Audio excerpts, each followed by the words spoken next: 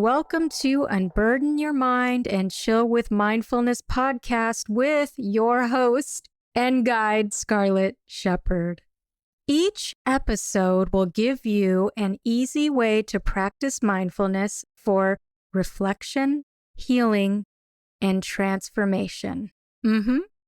It's our time to reset, recenter, and console and unite the heart and mind. And we can do this with mindfulness. And you may even be saying that I just can't meditate, or it doesn't work for me, or I've tried everything. My mind isn't still, or the tensions and unhelpful thoughts keep circulating, and this hurried pace just seems to be endless and so burdensome. And it's challenging, right, to console all this activity that's happening in our minds, in our bodies, and our lives. And if you asked folks if their minds wandered during a meditation, you would have so many people raising their hands. Our minds just wander. So on any given day, I really want to acknowledge how much most of us have to manage in a day. And it can be overwhelming. And sometimes there's so much going on that in the midst of all of this, we lose a connection to ourselves, which can leave us feeling rocky. It can make us feel unfocused, or we're putting so much effort in so many directions and we can't find our focus. We are always looking for relief and answers. And, it's like, can I meditate all my worries away? And well, not always. Some days while meditating, it can be uneventful, mundane, while others entirely transformative. Even on some days, you may find yourself feeling okay where you are. When you really think about that, that's a beautiful thing. Unfortunately, stress is a natural part of life, and situations can quickly escalate, sending our mind and hearts racing at any given moment, right? And some days, stress and worry can feel like watching a scary movie, being on a plane with constant turbulence, or being chased, and your heart is racing and your thoughts are in a panic. And you expect the worst, but you keep running, right? This hurried pace just keeps us running. And I think that these are the moments we can pause, even if it's 4 or 5 minutes or a few minutes here and there, just to recalibrate, to catch our breath, just to reconnect with ourselves. And these are the times when I turn to mindfulness and I return to the practice again and again. And stress continually rises, and mindfulness can help soften the busy mind and keyed up body. Even if it's 5% of relaxation or grounding, or you just feel a little more centered and able to focus and reinvigorate yourself throughout the day or during the day. And that's a good day. That's something to be celebrated and appreciated, and even doing that practice. And I know that sometimes things just feel really intense. So I've learned that sometimes it's the little things that make all the difference. I meditate today because it can improve the quality of my mood and the focus, and potentially even have a ripple effect in improving my future health. When we're present, and the things that we shine our light and our attention on can really have a long-lasting effect and impact in the future, which is an amazing thing to think about. The more I chill today, the more I can manage and reduce stress, which will positively benefit my future self, right? It's hard to see in the now when we're always planning for the future, or we're stuck multitasking, or just the daily grind of our lives, professionally and personally. So the benefits of mindfulness are pretty remarkable and backed by research to help relieve stress, lower blood pressure, even reduce chronic pain, and improve sleep. Most of all, improve our patience, especially when we feel like we don't have much time for ourselves. And we're always having to do something. Because of the benefits of mindfulness and meditation, we can thank ourselves later by meditating now. And so some styles of meditation didn't work for me. It was a game changer when I stumbled upon doing meditations that complemented my learning style. And when you think about it, it is so helpful to understand our unique learning style. Some people learn best by hearing. Some must watch every step to learn how to do something. And others must do it to understand. So that makes a lot of sense. We are nuanced learners and we are nuanced meditators. And so finding meditations that resonate with you will help you practice with ease. And that's really what this first episode is about. The goal is to learn and find a practice that you can do easily in your day. As we practice each day, our bodies begin to thaw. We can see things more in focus. And we can become more and more aware of just how powerfully resilient we are, right? We're doing a lot in a day, and imagine how powerful and strong you are going through all these motions during your day. During this process, we get stuck with so many burdens, and we carry all types of obligations. When we go to sleep, right? Before you go to bed, you're just worried about the next day. Your mind is just, it keeps going back to a lot of, you didn't get this done today, and it just keeps cycling through our mind. Or when we wake up, or at work, or while driving, burdens accumulate from yesterday that really are impacting our lives now, or burdens from decades ago that may be preventing us from really living the best life that we can, or really recognizing or even acknowledging that we are doing the best we can. And the key is to decompress throughout the day, and we can do this with mindfulness. Chill with mindfulness. And as I reflect on my jagged journey and burnout and how I came to a breaking point for me, feeling overly worried, feeling like I didn't have enough time for myself, and feeling unfulfilled, really just not having enough energy to even focus. During this time of real time of challenge, there's something that just came out of all of this, and this was chill with mindfulness. It was so resourceful and so transformative, and it's an antidote to life's chaos, stress, and burdens. And so we are training ourselves through daily practice to do the opposite of autopilot, right? We're so caught up in all the things, it seems like our self-worth and our lives are tied to what we do. And it really is, which is always so hard for me to wrap my mind around, because I'm a person that's very goal-driven and very ambitious. And so learning this style of being sometimes feels counterintuitive to what we normally do, or what we usually do. And it's like how we approach things in life. Here are the goals. This is what I do. Here's the task at hand. And you just plow through it to get it done. And I recognize that we often have to do that.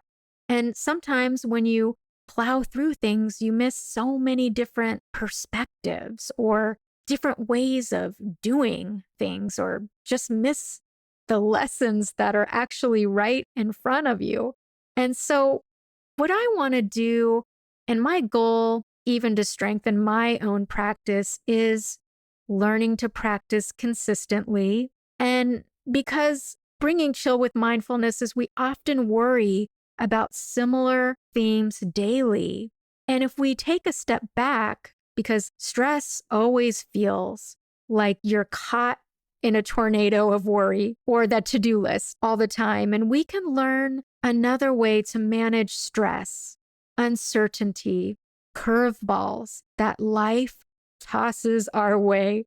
These little unexpected things that just show up in our lives. Unfortunately, we have to deal with them. And I know this for my own life, is just running away from them. And even in the beginning of strengthening my mindfulness practice and sitting alone, being still with my thoughts, that actually was really hard. I realized just how uncomfortable that can be. There's some chill with mindfulness tools that we can de-stress in our daily lives. And that's what I'm talking about. Learning styles, right? Let's say I love mindful movement, and it is a way to get back in connection with myself, my body.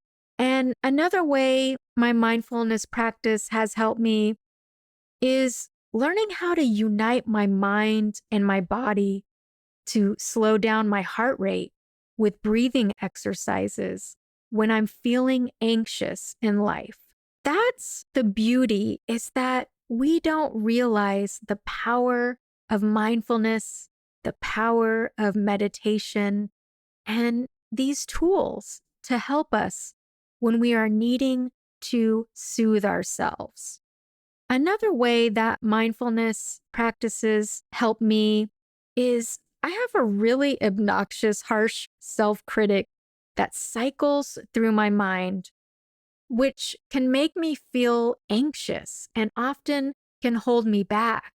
These are the times where I can find ways to decompress and to soothe myself, and ways to connect with myself, ways to breathe through it, and a way to remind myself that I don't have to believe that criticism, that self-judgment.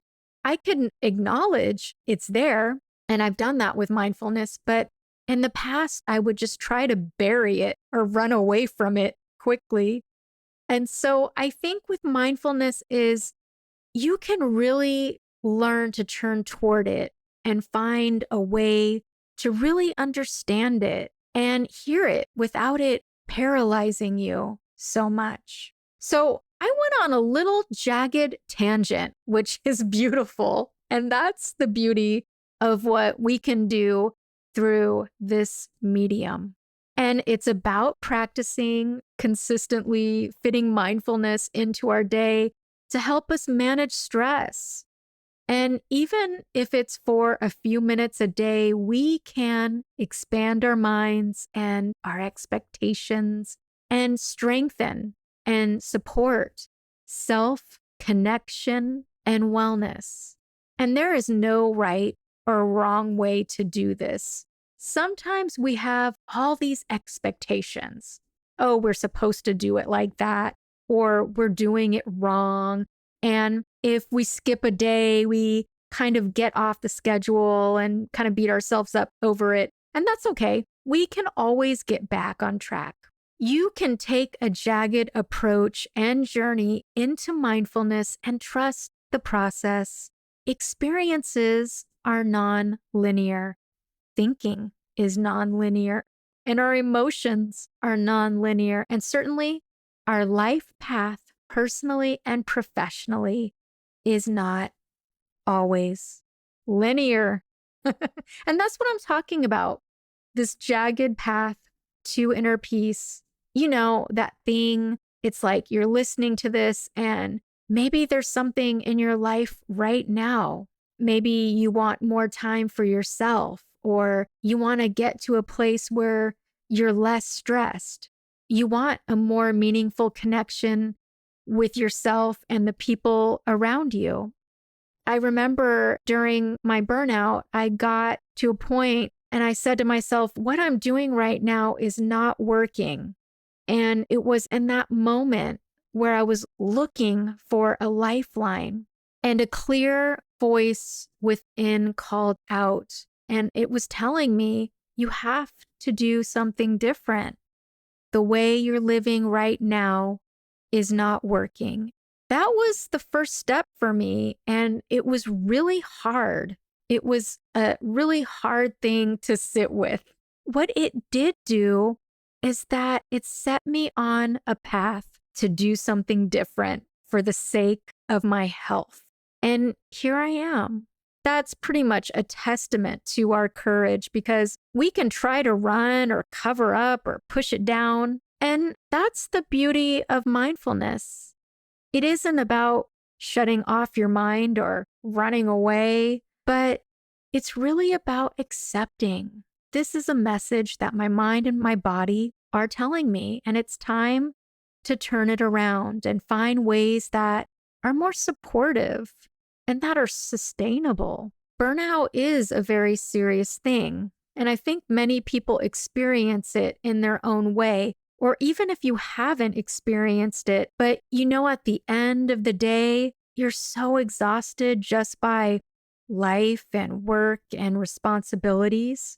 So no matter where we are at, we can meet the moments with courage, sync up with our compassionate wisdom, and allow for flexibility to just be.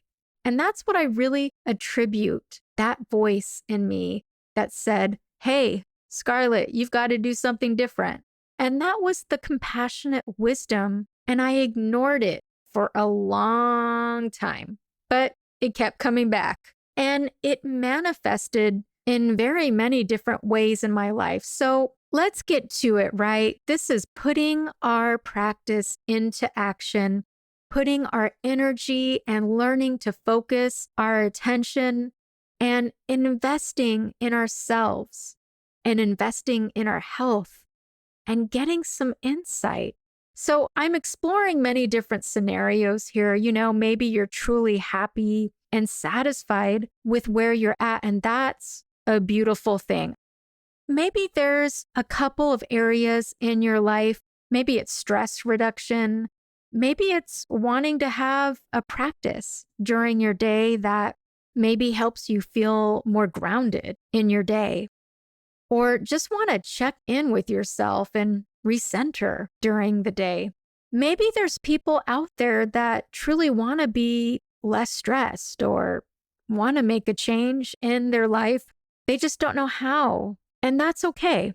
We can practice daily with ease together. We are all so unique and incredibly talented and resilient beings.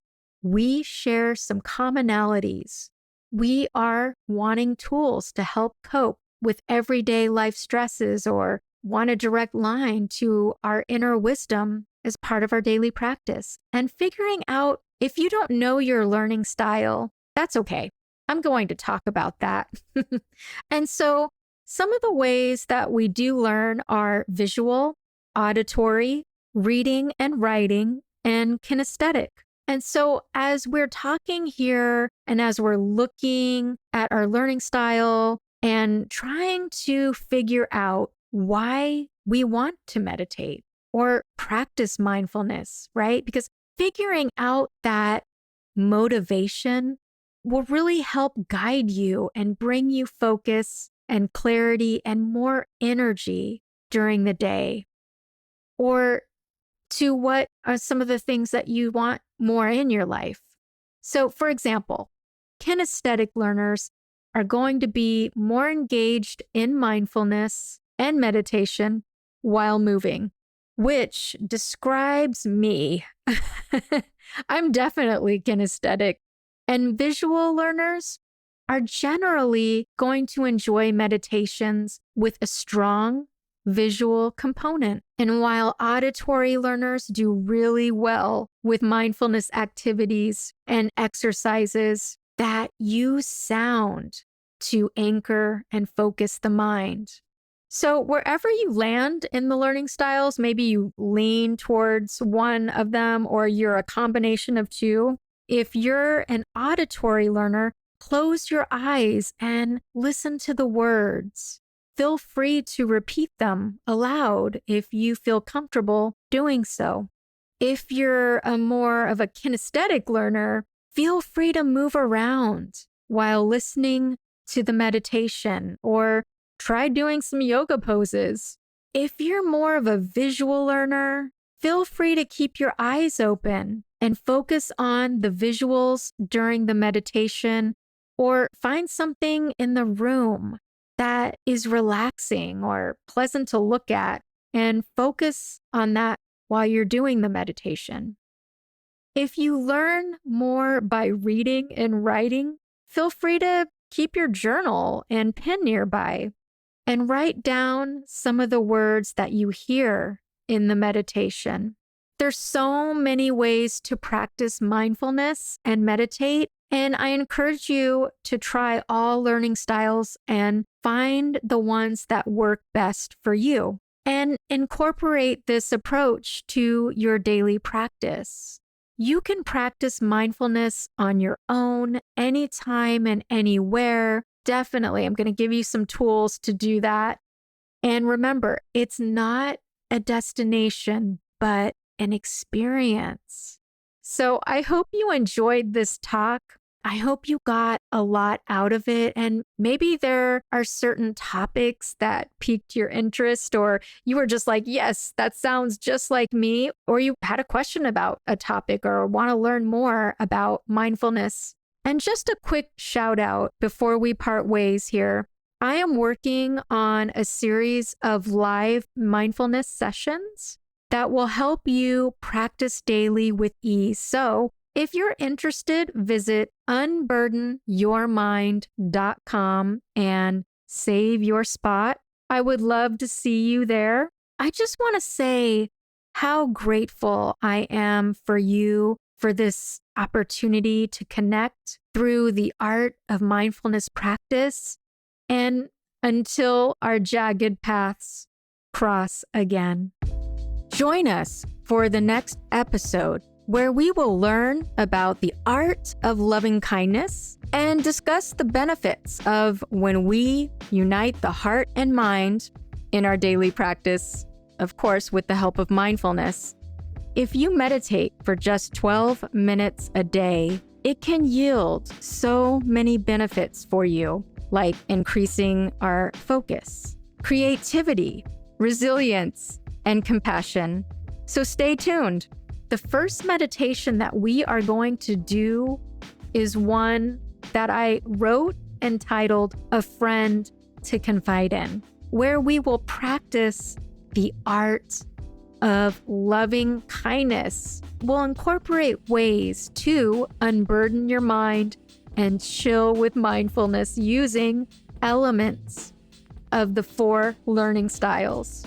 You do not want to miss this episode.